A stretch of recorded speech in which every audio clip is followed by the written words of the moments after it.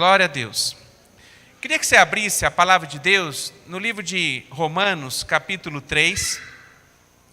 Romanos, capítulo 3, verso 23. E que depois da leitura você permanece com a Bíblia aí, que a gente vai ler mais um versículo, que também vai estar em Romanos. Então, Romanos, capítulo 3, verso 23. Um texto bem conhecido, já grifado a longa data aqui na minha Bíblia. Eu gosto de ir grifando alguns textos que eu vou meditando, eu vou grifando, vou rabiscando, para que eu possa lembrar depois daquilo que o Senhor falou ao meu coração. E esse texto aqui já está há algum tempo já grifado, conhecido. Romanos capítulo 3, verso 23. Ele diz assim: porque todos pecaram e destituídos estão da glória de Deus. Porque todos pecaram e destituídos estão da glória de Deus. Agora eu queria que você abrisse em Romanos também, capítulo 6. A gente vai ler o versículo 1 e 2. Romanos, capítulo 6, verso 1 e 2. Romanos, capítulo 6, verso 1 e 2. Que diremos, pois? Permaneceremos no pecado para que a graça seja mais abundante? De modo nenhum. Nós que estamos mortos para o pecado, como viveremos ainda nele? Até aqui. Só esses dois textos para a gente começar. Como pastor, eu tenho bastante problemas, bastante preocupação com relação às pessoas que estão junto com a gente, que andam junto com a gente. A gente é falho humano, a gente erra, a gente falha, isso faz parte. Infelizmente, a gente continua sendo humano mesmo a partir depois da nossa conversão. A natureza humana ainda existe em nós. Há uma luta que é todo instante na gente, a luta da carne contra o espírito, está na Bíblia. Então a gente é humano, então a gente erra, a gente falha, mas se tem uma coisa no meu coração, é a preocupação que eu tenho pelas vidas. Porque eu tenho um temor muito grande de Deus. Eu fico muito preocupado com aquilo que nós fazemos, porque nós somos representantes de Deus aqui na terra, nós pastores. E eu fico muito preocupado com aquilo que nós falamos, daquilo que nós ensinamos. Porque se a gente ensinar alguma coisa errada, ou eu falar alguma coisa errada para você, ou eu profetizar na sua vida algo que não vem da parte de Deus, eu posso, pelo meu erro, destruir a sua vida. Porque você pode crer numa palavra que eu estou dizendo para você, se ela não for de Deus para você, ela pode destruir você. Então eu tenho muito temor naquilo que a gente ensina, de como andam as nossas ovelhas, cada um de vocês, pessoas que nós amamos, que nós queremos ver crescendo cada vez mais no Senhor, e tenho um temor de Deus. Eu tenho temor de pegar esse microfone e de trazer uma palavra, uma mensagem, uma preocupação muito grande. E uma das grandes preocupações que sempre paira no meu coração é de como está a saúde do nosso rebanho, de como está cada vida que está aqui. Por isso que eu disse no início, que eu fico olhando lá do fundo. Talvez você já pertenceu a outra igreja, você já foi em outras igrejas, outros ministérios, do qual o pastor talvez fica sentado no primeiro banco aqui, virado de costa para as ovelhas, ou talvez fica sentado num lugar de honra dentro do altar. Eu não penso assim. Eu gosto de chegar, eu chego aqui mais cedo, eu chego às vezes, estou chegando agora às 6 horas da tarde, porque eu estou trazendo o Pedro para o louvor, mas quando eu não tinha que trazer o Pedro, eu estou sempre aqui 6:30 da tarde, eu sempre tenho o costume de chegar 1 hora antes, porque eu fico no meu canto lá orando, falando com Deus, e eu fico olhando quem está chegando. Às vezes alguém está precisando de uma palavra antes do culto, eu estou ali para poder atender. Então eu tenho preocupação com isso, com a minha vida e com a vida daqueles que estão junto com a gente, andando junto com a gente, porque a responsabilidade é muito grande, muito grande. E às vezes a gente vê que algumas mentiras a gente escuta e a gente tem que ficar bem atento para discernir aquilo que é mentira e aquilo que é verdade. Vou contar uma experiência triste que nós já disse na parte da manhã, mas eu queria dizer para toda a igreja, porque isso é peculiar não só quem estava com a gente na segunda-feira, mas todo mundo. A gente foi visitar uma igreja abençoada de um pastor que é parceiraço, um homem de Deus, uma igreja que está crescendo muito. Eu louvo a Deus por essa igreja, por esse ministério. Eles ajudam a gente muito, são especiais demais. O casal de pastores, eles têm uma história com nós, comigo, com a pastora Tuca. A gente frequentou junto a mesma igreja, homem de Deus. E houve um convite de um pastor de fora para poder pregar na igreja dele, e foi pregar lá. E a gente recebeu esse convite e nós fomos, desmarcamos o ensaio e eu fui com os meninos da chácara e mandei no grupo até que a gente tem do WhatsApp. Quem está no grupo, quem não tiver, dá seu número que eu incluo você. Mas eu coloquei no grupo de última hora falando desse culto. E algumas pessoas foram, mas o pessoal da casa, da comunidade terapêutica, foram todos. E chegamos lá, foi entregue a palavra para esse pastor, que eu nunca tinha ouvido falar dele, mas eu percebi que ele já tinha pregado em algumas igrejas grandes, assim. Pela internet, eu fui ver quem era ele, para mim poder entender também, né? E porque eu estou levando você para comer num pasto que eu não conheço a grama, se a grama é boa. Então tem responsabilidade. Então a gente foi, eu vi, não tinha nada de mal, pregou em algumas igrejas que é até referência para a gente com relação ao cristianismo, a gente foi. Daí chegou lá, o pastor pregou algumas coisas que é o que eu acredito do Evangelho. Ele pregou sobre a glória de Deus, ele pregou sobre o que a glória de Deus faz na vida da pessoa, e ele muda, ele transforma. A glória de Deus na nossa vida muda completamente, não só a nossa vida, mas o meio em que nós vivemos. E ele pregou isso muito bem. Ele pregou que o Evangelho é doar-se, é se dar, é dar. Também eu concordo com ele, porque se você for ver o Evangelho realmente é dar. O Evangelho não é receber, o Evangelho é dar. Você dá sem pensar em receber. É isso que eu creio e acredito do Evangelho. Quando eu olho para a palavra de Deus, quando eu vejo os ensinamentos de Jesus, eu vejo Jesus se preocupando sempre com o outro. Nunca consigo. Os dons espirituais, todos os dons espirituais foram sempre para você abençoar o próximo. Só tem um que é para edificação própria, mas também que edifica o próximo, que é o dom de oração em línguas. O resto é tudo para você abençoar o próximo. Já falei aqui na igreja, já vi gente, conheci gente que tinha o dom da cura, e através da vida dele, Deus usou para trazer muitas enfermidades serem curadas, pessoas sendo curadas de câncer, e ele morrer com uma enfermidade do qual o dom que estava na vida dele não conseguiu curá-lo, porque o dom não era para ele, é para o próximo, porque Deus sempre é dar, o Evangelho é sempre dar. E ele pregou isso, só que ele trocou um pouquinho aquilo que eu acredito com relação à motivação em dar, e aquilo me incomodou durante a semana inteira. Falei hoje de manhã, porque é um momento que nós estávamos com todo mundo e da chácara também, para trazer um pouquinho de discernimento para eles. Para entender que eu não creio naquilo que foi pregado no finalzinho da palavra, daquilo que foi pregado. Que se eu quero alguma coisa, eu preciso dar para que eu possa receber. Eu não consigo olhar para o Evangelho e ver isso. Eu vejo um Evangelho que diz que eu tenho que dar sem olhar. A motivação em dar é eu ser obediente a Deus, não pensando que eu vou estar dando para receber alguma coisa em troca. Não acredito nisso. Então existe um problema, existe algo que foi pregado, que às vezes está na nossa mente, que a gente tem que fazer alguma coisa para Deus, mas buscando em Deus uma recompensa para nós. Então você faz pensando em receber. E não é assim que funciona. Você faz porque você obedece a Deus. Agora, se você não receber nada em troca, você já recebeu, que é Jesus Cristo que morreu na cruz por você. Agora, se Deus quiser te abençoar com alguma coisa, amém. Ele pode fazer um carinho em você e de repente abençoa você em alguma coisa. Mas isso não pode ser a motivação do nosso coração em dar pensando em receber, porque a motivação está errada. Separei não é nem isso que eu vou pregar hoje, mas eu queria que vocês entendessem isso, para mim entrar na palavra, que ela é curtinha, mas eu queria que você entendesse isso. Eu separei e fui pesquisar algumas coisas na palavra de Deus que pudesse mostrar isso para mim.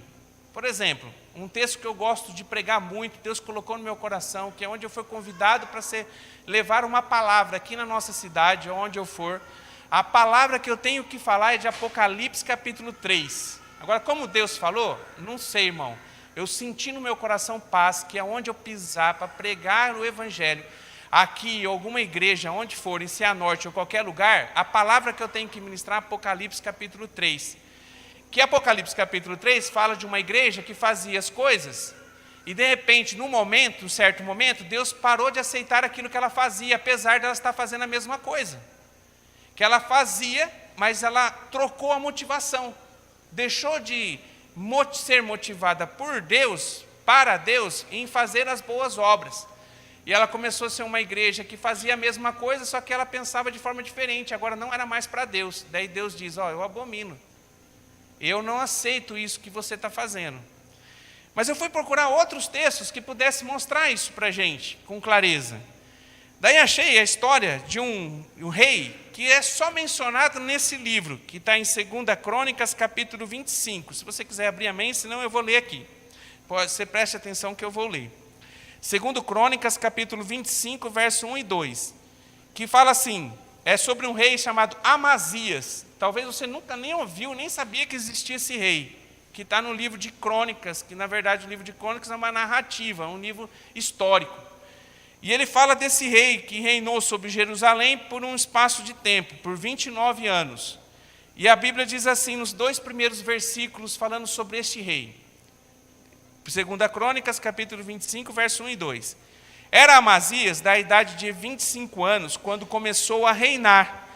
E reinou 29 anos em Jerusalém. E era o nome da sua mãe, Joadã, de Jerusalém. Versículo 2. E fez o que era reto aos olhos do Senhor, porém, não com inteireza de coração. Ele fez o que é correto, mas a maneira, a sua motivação em fazer aquilo que era correto, o Senhor não se agradou dele. Depois você vai ver que ele é destituído, ele vai para acontece uma ocasião, a história continua, e ele morre. E aqui deixa bem claro que ele fez uma coisa certa. Então, eu dar alguma coisa para alguém, é coisa errada ou coisa certa? Certa. Eu abençoar o meu irmão, é errado ou é certo? Certo. Só que eu posso estar fazendo alguma coisa certa com a motivação errada. E sabe o que eu posso gerar nessa motivação errada? Gerar egoísmo. Porque eu estou dando para o meu irmão, mas não estou pensando nele. Eu não estou querendo abençoar meu irmão porque ele precisa, porque eu amo ele, que ele está passando por dificuldade, porque eu tenho condição de repartir o meu pão, porque eu posso estender minha mão, emprestar meu ouvido, dar um conselho. Eu posso, de alguma forma, ajudar ele no momento difícil em que ele está atravessando, porque eu amo ele e quero ver ele bem. A motivação pode não ser essa, a motivação pode ser assim, eu vou abençoar ele porque eu sei que Deus vai estar devendo para mim. E eu abençoando ele, Deus vai ter que me abençoar. Então eu vou receber uma bênção porque eu estou abençoando ele.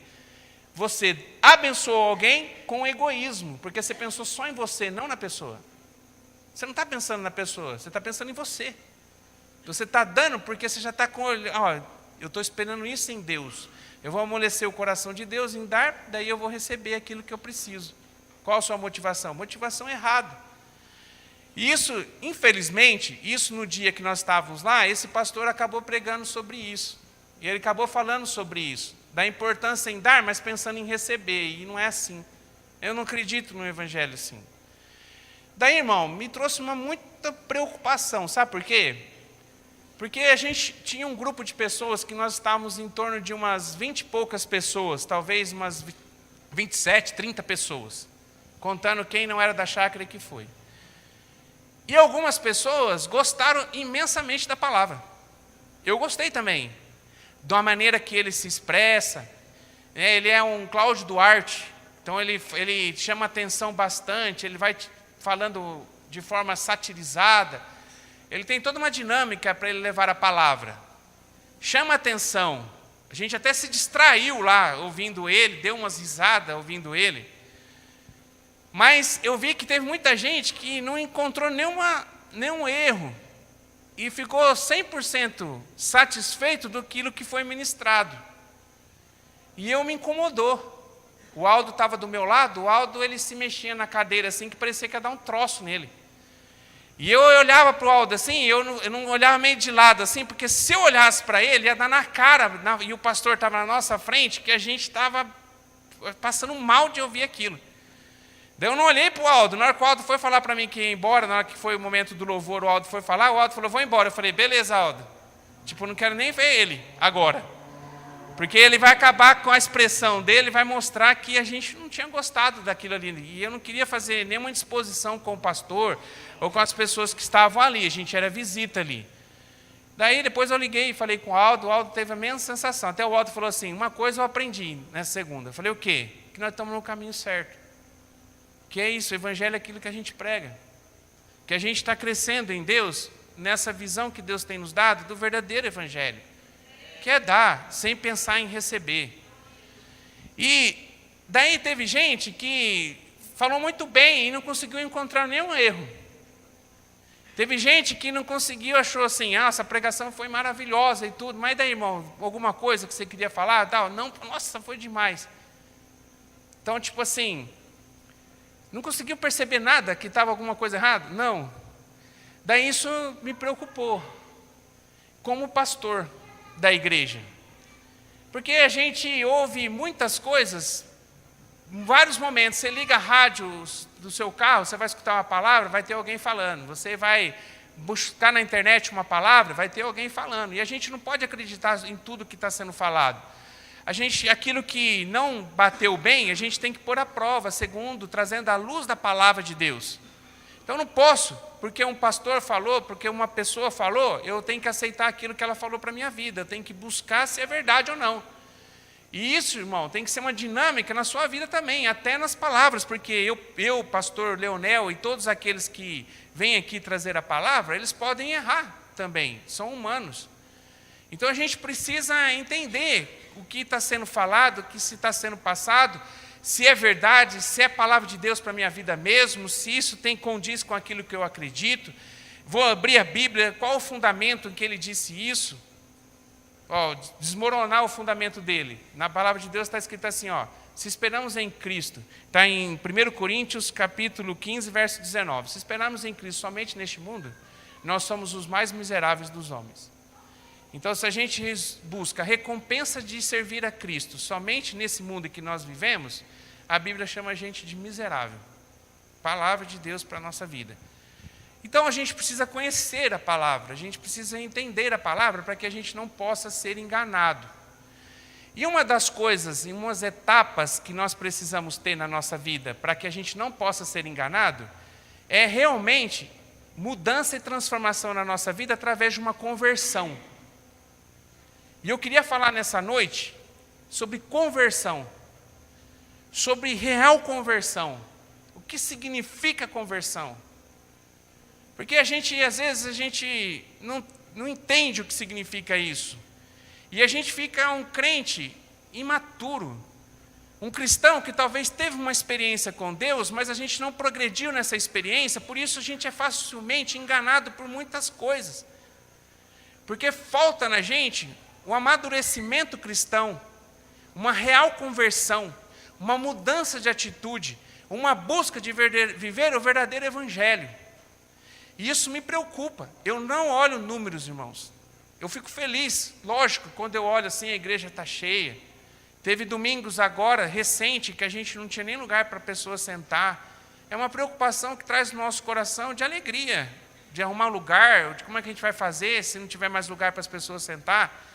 Mas isso, para mim, não é o mais importante, para mim é o menos importante. O mais importante é que você que está aqui e caminha com a gente, que você seja um crente maduro. Que a sua fé não seja fundamentada num homem, que não fica fundamentado na quem está usando essa tribuna aqui, esse púlpito. Que você possa, no início da sua conversão, olhar para a gente e que a nossa vida possa revelar Cristo. Mas na hora que Cristo é revelado para você, que você pare de olhar para a gente e comece a olhar para Jesus. Que o seu relacionamento seja com Deus. Que você não precise olhar para mim para ver Deus, ou olhar para alguém para ver Deus, alguém que apresentou Jesus para você. Que você possa olhar direto para Cristo.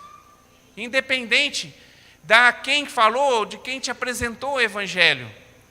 Porque se você olhar para homens, para pessoas, e como foi que aconteceu na segunda-feira, a gente vai se decepcionar. Eu tenho certeza que esse pastor é um homem de Deus. Eu não acho que ele não é um homem de Deus. Mas eu acho que ele está equivocado. Porque ele é um pastor de multidão. Ele é pastor que é itinerário, que ele visita várias igrejas com muita gente, e atrai muitas pessoas. Então é um pastor que talvez está preocupado com números. E a gente falar assim, ó, você dá e você vai receber, é algo gostoso para a gente ouvir. Então a gente já entende, ó, então para mim receber o que eu quero, tá facinho. É só eu dar. Então eu dou, abençoo alguém, beleza, concretizou aquilo que eu vou receber também.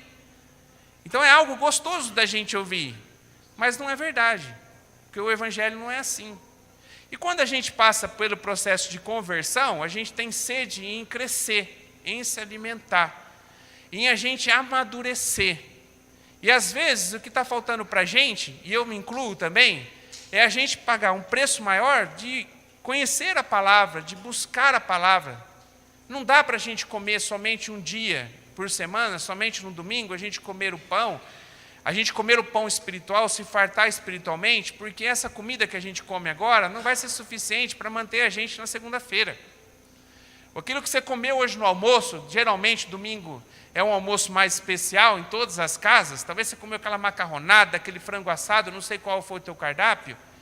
O meu foi a feijoada do Japa, que diga por passagem estava muito boa. Então é gostoso, uma comida especial, a gente comeu e se lambuzou.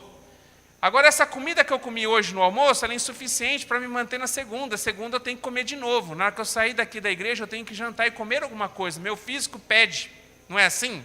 O seu físico pede. Da mesma maneira é a vida espiritual. A gente não pode se limitar ao nosso alimento espiritual simplesmente no domingo em que a gente vem aqui para comer alguma coisa que vai nos fazer bem. Por mais que seja uma palavra dura, é uma palavra para levar você a conhecer mais a Deus e talvez você corrigir alguns problemas em que Deus está falando que você precisa colocar em ordem a sua vida.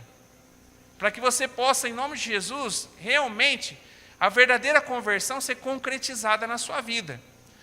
Agora a gente só faz isso, daí quando chega no meio da semana, a gente já está debilitado, porque a gente não se alimentou. Então a necessidade da gente buscar na palavra, da gente aprender, a gente querer. E um dos sinais de alguém que passou pelo processo de conversão, o que significa conversão? Você mudar de atitude. É mudança. Não é, a conversão não tem nada a ver com religião, irmão. Porque a gente escuta isso. O que você é agora? Eu fui convertido ao cristianismo, ou fui convertido aos crentes. Agora eu estou numa igreja de crente. Eu era de uma religião, agora eu estou na igreja de crente, que eu fui convertir para a igreja de crente. A gente ouve isso. Na verdade, você está falando que você está sendo convertido para uma religião. Então, você ia numa direção numa religião, você está indo para uma outra direção na outra religião. Mas quando a Bíblia ela fala e traz referência com relação à verdadeira conversão, ela não está dizendo de religião. Até porque quando falou de conversão na Bíblia, só tinha uma religião. Ela está falando de mudança de atitude, de dentro para fora. De mudança.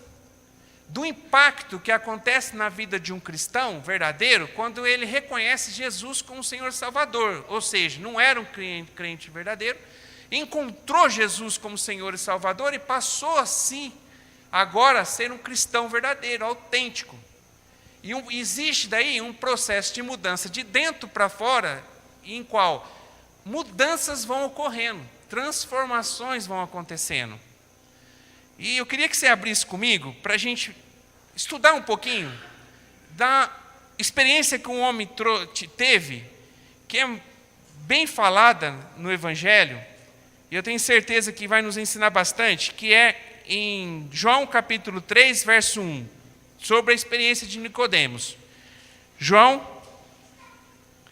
capítulo 3,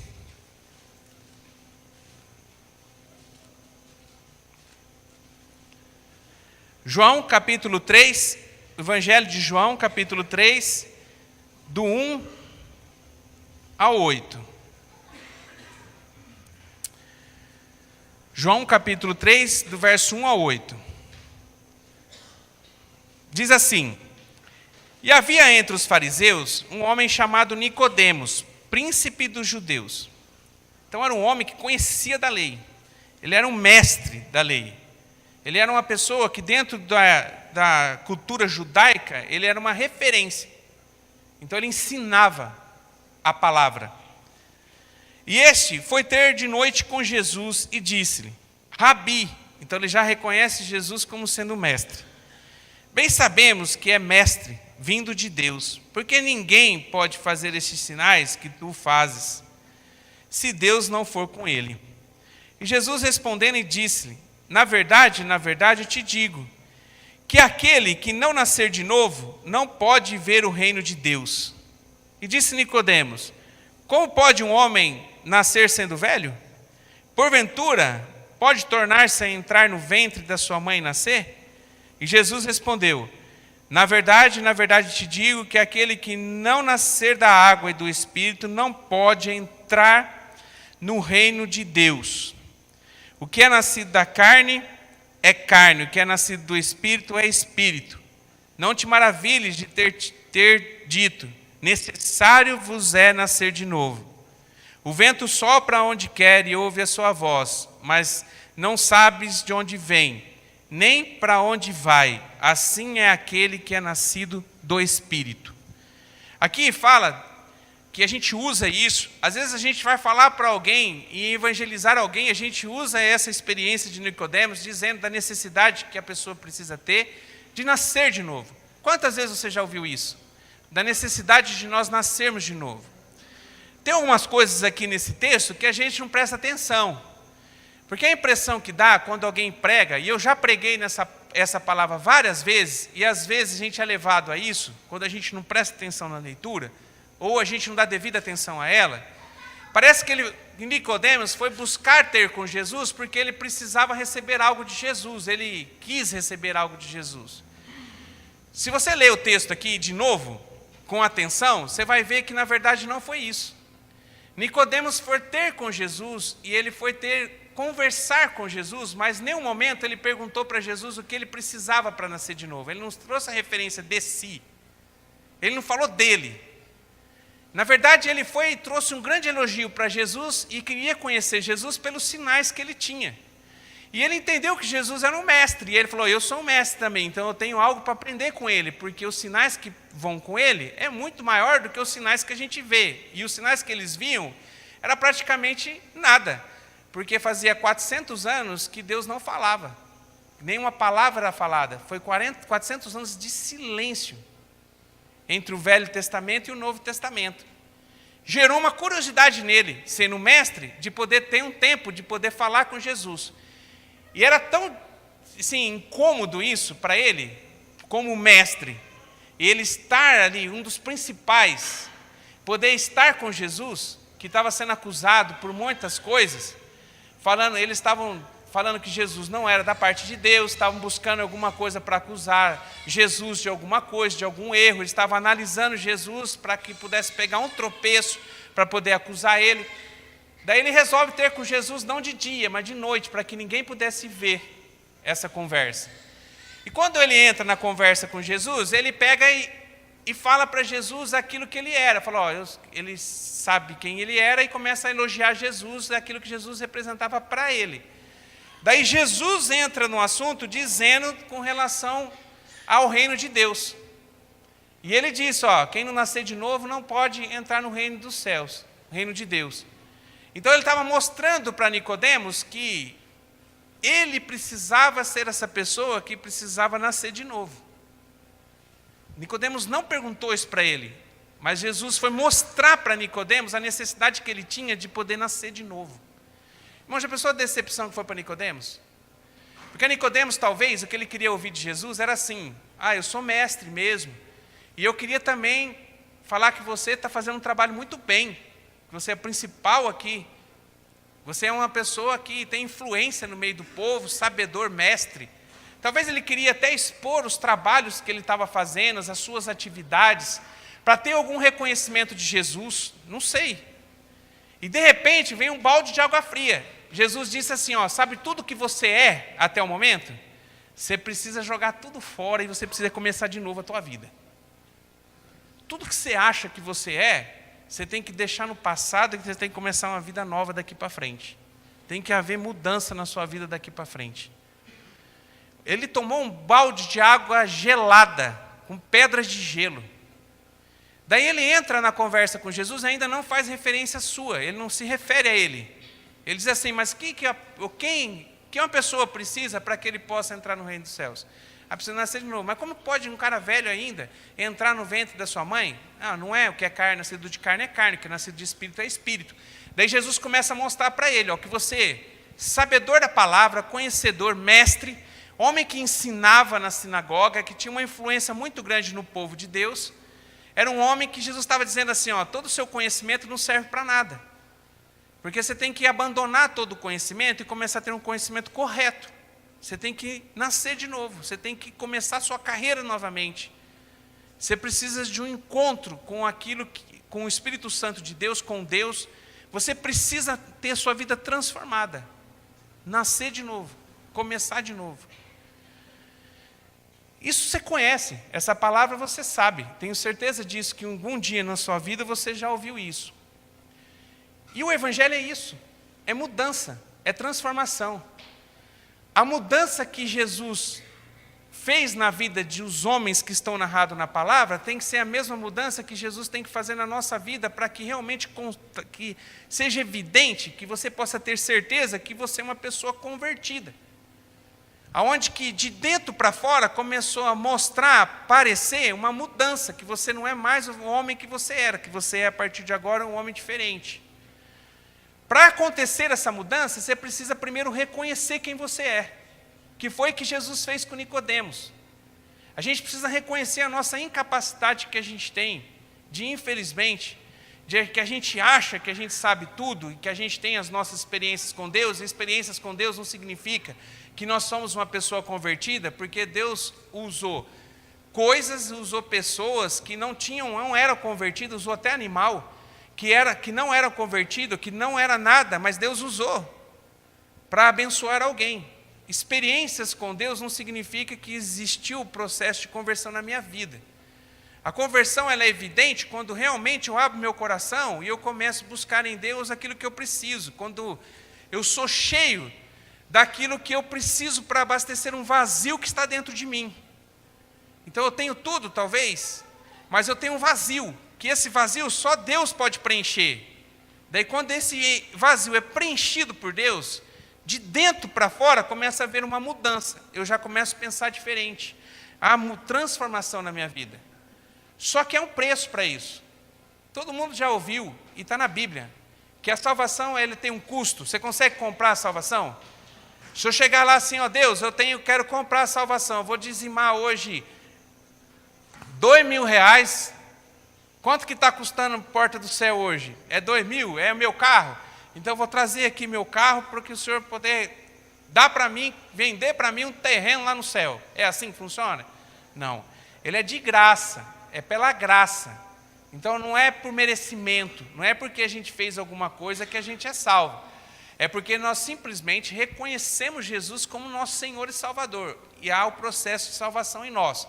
Daí começa a ser gerado o processo de conversão, de mudança, de transformação. Só que essa mudança tem um preço a ser pago. A salvação é de graça. A manutenção na salvação tem um preço. E está na Bíblia. A gente precisa entender tudo isso, irmão. Para que a gente não possa se vender por um evangelho barato.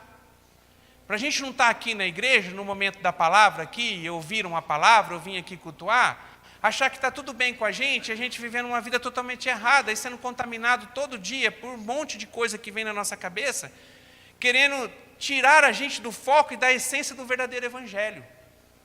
O Espírito Santo, em nome de Jesus, na conversão está dentro de você e Ele fala através de você. Ele te mostra, Ele testifica aquilo que é bom, aquilo que é ruim, aquilo que presta, aquilo que não presta. A gente precisa querer, na vida de um cristão autêntico, verdadeiro, buscar a salvação em Cristo através da conversão, de nós aceitarmos Jesus e mudar a nossa vida. Só para isso você precisa querer. Irmão, eu sei que eu estou falando aqui, é uma palavra que é indigesta, eu sei. Talvez você fique até remexendo no banco aí. Mas pensa assim, meu pastor me ama, por isso que ele está trazendo essa palavra.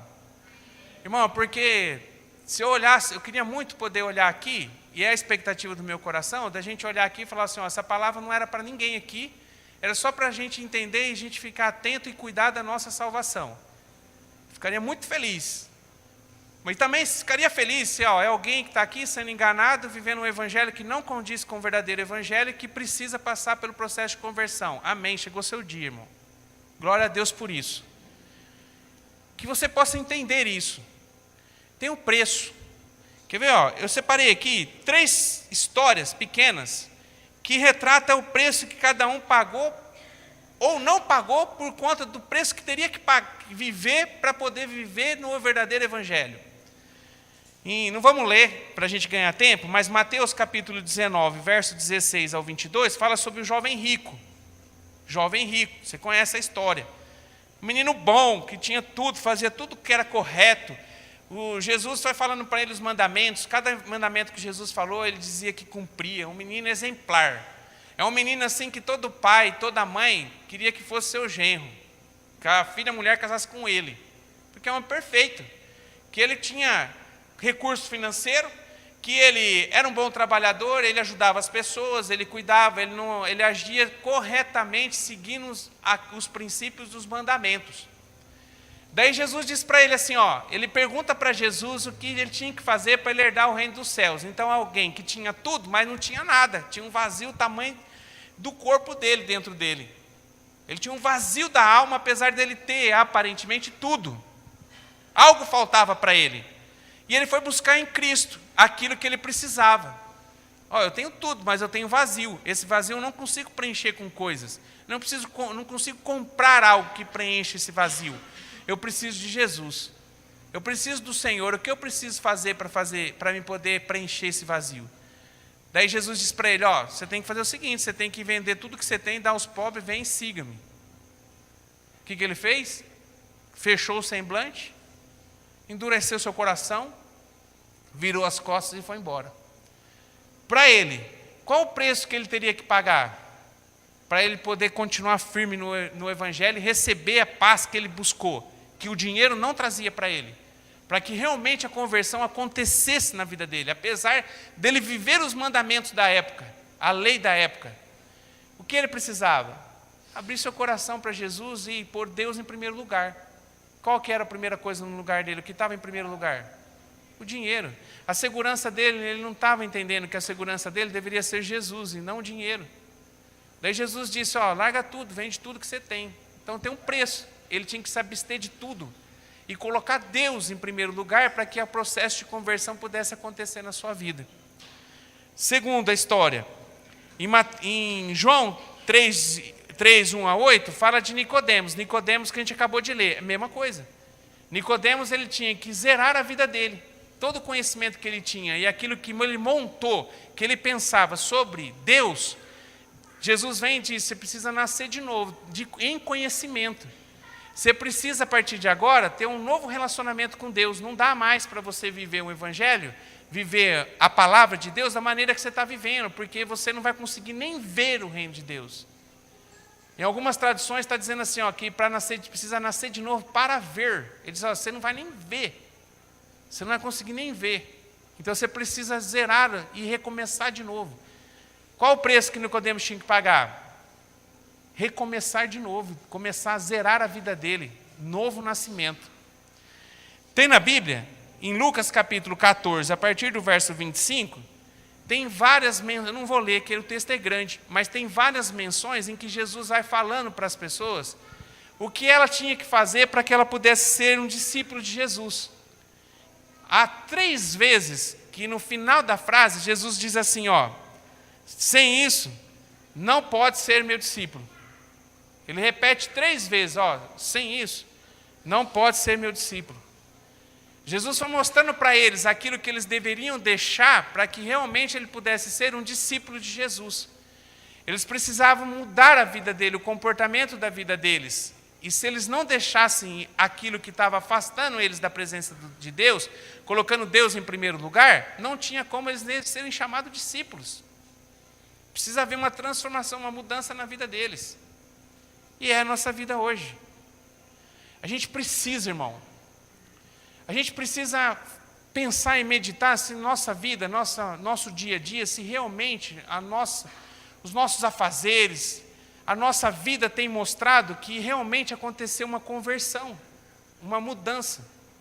Ou se a gente está estacionado, parado, onde a gente parou no momento da nossa vida em que a gente acha que só porque uma vez o pastor fez um apelo, a gente saiu do nosso lugar e veio aqui para frente, e a gente tomou a decisão por Jesus Cristo, é suficiente para a gente ter a certeza da salvação em Cristo Jesus.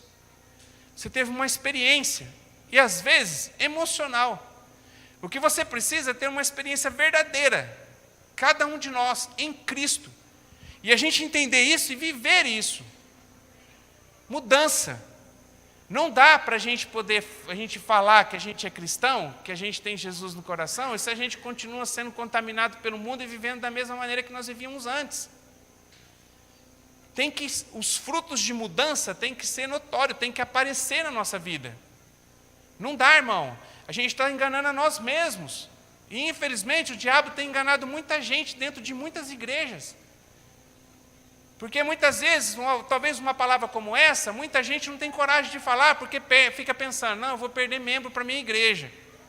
E eu não vou perder, eu vou ganhar, irmão, porque eu quero crente verdadeiro, autêntico. Eu quero que você pague o preço, assim como eu também tenho procurado pagar o preço. Para mim também não tem sido fácil. Passo por luta, por dificuldade, não tem sido fácil. Para a gente verdadeiramente viver uma vida cristã autêntica, a gente tem muitas coisas que a gente tem que se desprender. E eu fico maravilhado com Jesus, porque quando Jesus entra nesse tema, e o que o Jesus pregou foi isso, o tempo todo, porque Jesus só falou de arrependimento, que é você reconhecer os seus erros, se arrepender dele e começar a viver uma vida diferente, passando pelo processo de conversão. Foi a pregação de João Batista e foi a pregação de Jesus Cristo. Jesus ensina isso para a gente todo o tempo. E ele mostra para a gente que esse momento de transformação e de entrega, de conversão, não é uma emoção, é racional. Por isso que Jesus, ele disse para essas pessoas, quando ele estava falando com elas, foi mostrando para elas que há um preço. Você precisa avaliar se realmente você quer isso para a sua vida, porque vai ter que ter um esforço seu. Você me aceitando como Senhor na sua vida, você vai começar a passar por um processo de mudança, mas eu quero saber se você está disposto a pagar o preço dessa mudança. Porque não dá para a gente viver um evangelho e a gente está vivendo totalmente fora daquilo que o evangelho nos ensina. Eu fico pensando, Deus, irmão, o Pedro passou por uma dificuldade grande esses dias, porque ele tem muita dificuldade de matemática. Mudou o professor, ele passou por muita dificuldade. Em uma prova dele, ele tirou uma nota baixíssima. Depois tirou 2 notas que ele recuperou, mas a primeira ainda atrapalhou sua média. Irmão, ficou por 2 décimos de recuperação. Eu fiquei muito triste. E ele ficou decepcionado também. Só que doeu no meu coração, porque eu não quero ver meu filho, eu não queria ver ele na recuperação, eu quero que ele passe direto, que ele nunca precise de recuperação, que ele se esforce. E ele se sentiu mal, teve um dia à tarde que ele ficou chorando a tarde inteira, porque eu sei que não é por causa da nota, porque ele ficou por 2 décimos, ele não vai reprovar por causa disso. Mas ele se sentiu decepcionado consigo mesmo, e ele viu que talvez tinha frustrado a gente, por mais que a gente não mostrou isso para ele. A gente entendeu e falou, você vai conseguir, agora você vai fazer a recuperação, você vai tirar a nota mais... Talvez você não consiga tirar um 100, porque nós não somos perfeitos, mas que você vai chegar perto disso, você vai. E a gente vai estar junto com você, Pedro. Mas a gente com o coração dolorido. Agora eu fico pensando, Deus, eu estou falando de uma prova, de uma experiência que nós passamos em casa. Agora imagine Deus olhando para a nossa vida. Se você reconheceu Jesus como sendo Cristo, Deus, a Trindade, Ele é seu Pai. Agora imagine Deus olhando para você e vendo aquilo que você está fazendo e falando que é dele ainda. Às vezes agindo de forma que está totalmente contrária daquilo que está na sua palavra. Para a gente finalizar, abre em Efésios, capítulo 4. Efésios capítulo 4, verso 22.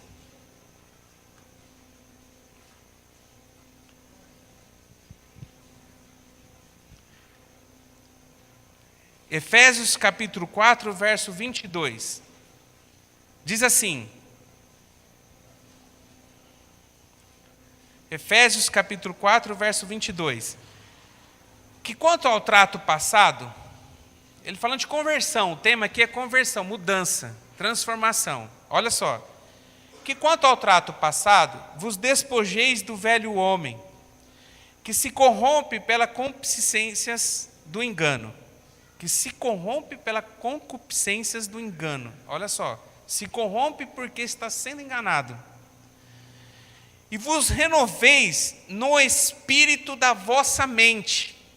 Então ele está falando assim, ó, que a minha mente, pelas coisas que eu faço, ela precisa ser renovada pelo espírito. Eu não posso pensar pela carne, eu tenho que pensar pelo espírito. Renovação da minha mente. E vos revistais do novo homem, que segundo Deus é criado em verdadeira justiça e santidade. Por isso, daí ele começa a abrir uma lista daquilo que precisa acontecer na vida de um homem ou de uma mulher que realmente passou pelo processo de conversão. Daí ele começa a dizer, ó, vamos lá. Por isso, deixai a mentira e falai a verdade cada um com o seu próximo, porque somos membros uns dos outros. Então, um convertido, se mentia, a mentira é um problema para você, a partir desse momento não minta mais, porque houve uma transformação na sua vida. Irai-vos, você pode ficar nervoso, você pode se irar por alguma coisa, mas não pequeis na sua ira. Não se ponha o sol sobre a vossa ira. Então você não durma irado. Antes que você durma irado, conserte, busque conversar, busque resolver questões. Relacionamento, marido, mulher, patrão, empregado, irmão, irmã, pai, mãe, filhos e pais. Você pode não concordar com algumas pessoas. Você pode ter até um momento de ira por aquilo que alguém fez por você. Mas se você é um convertido, se você aceitou Jesus como Senhor e Salvador e o Senhor habita em você, irmão, pode irar, porque isso faz parte da humanidade. Mas não peque na sua ira. Ele falando. Não deis lugar ao diabo. Não permita que o diabo possa fazer algo na sua vida. Dê brecha para que o diabo haja na sua vida. Não dê lugar para ele. Porque o convertido, aquele que realmente aceitou Jesus como Senhor e Salvador e entendeu que existe um processo de mudança na vida dele, ele se blinda com o Espírito Santo, irmão. Vai errar, mas à noite ele está lá com o joelho no chão, chorando na presença de Deus, buscando através do arrependimento a sua reconciliação com Deus. Ele sabe que diante do erro, que atitude que ele tem que tomar. Então, em nome de Jesus, não dê lugar ao diabo. Tem muita gente dando lugar ao diabo. Frequentando lugares que não deveria frequentar. Ah, mas eu sou forte. Não dê lugar ao diabo, irmão. Você está permitindo ser tentado pelo diabo.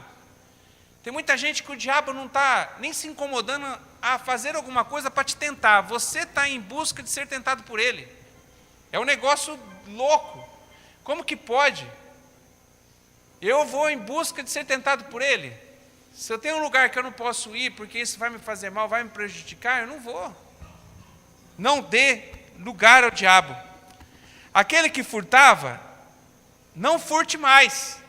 Então, se tem alguém que rouba, tem dificuldade com relação a isso, não é para você fazer mais. Pelo contrário, antes trabalhe, fazendo com as mãos o que é bom, para que tenha o que repartir com o que tiver necessidade. 29. Não saia da sua boca nenhuma palavra torpe, mas só o que for boa para promover a edificação, para que dê graças ao que ouvem. Então, se tem problema com a sua língua, acontece um negocinho, você é o primeiro a descer o pau. Não age com misericórdia com os irmãos, com as pessoas. No lugar de ajudar, tem atrapalhado. No lugar de estender a mão, você está lá, com a sua língua, você está dando chibatada na pessoa, atrapalhando a comunhão dela com Deus. No lugar de ser apoio para ela, apoiando para ela, para que ela possa voltar a estar no lugar que realmente ela deve estar, está lá, descendo a lenha no irmão, mas sem dó. Então aqui a palavra está dizendo, se é assim, então beleza, você se converteu, muda. A partir de agora, com a tua boca, com a tua língua, ela só fala coisas que venham para trazer coisas boas para aqueles que você fala. Não para trazer destruição, mas para trazer comunhão. Não para trazer separação, para trazer junção. Vamos lá. E não entristeceis o Espírito de Deus, no qual estáis selado para o dia da redenção. Daí ele tem uma lista enorme. Toda amargura, a ira, a cólera, a gritaria, a blasfêmia e toda malícia seja tirado dentro de vós. Antes, sede um para com os outros benignos, misericordiosos, perdoando uns aos outros, como também Deus vos perdoou em Cristo. Aqui o texto ele diz de um leque de mudanças que talvez para você não é nenhuma dessas, mas talvez tenha alguma coisa que você precisa buscar de mudança, irmão. Você precisa, em nome de Jesus, olhar para dentro de si e fazer uma pergunta que você não precisa responder a mim, e eu nem quero que você responda a mim, porque eu não posso fazer nada por você. Eu não posso colocar um fio de cabelo na sua cabeça. Eu não posso prolongar um segundo a tua vida. Não posso. Eu não tenho condição de fazer nada. A única coisa que eu tenho condição de fazer é ser instrumento de Deus na sua vida. Ser porta-voz de Deus, como ministro do Evangelho, de poder levar uma palavra de Deus para a sua vida que serve para mim. Eu sou o primeiro a estar ouvindo isso hoje. Não pela primeira vez, pela segunda, porque à tarde eu fui ministrado por Deus. Então chegou a hora de você olhar para dentro de você. Essa resposta não é para o homem, você tem que responder para ele. Como é que está a sua vida? Será que você passou por esse processo de conversão e amadurecimento? Será que você realmente entendeu no dia que você entregou a sua vida para Jesus, que a partir de agora você precisa ter uma nova vida? E que essa nova vida, as pessoas precisam entender, olhar para mim e dizer assim, nossa, eu sou uma vida transformada.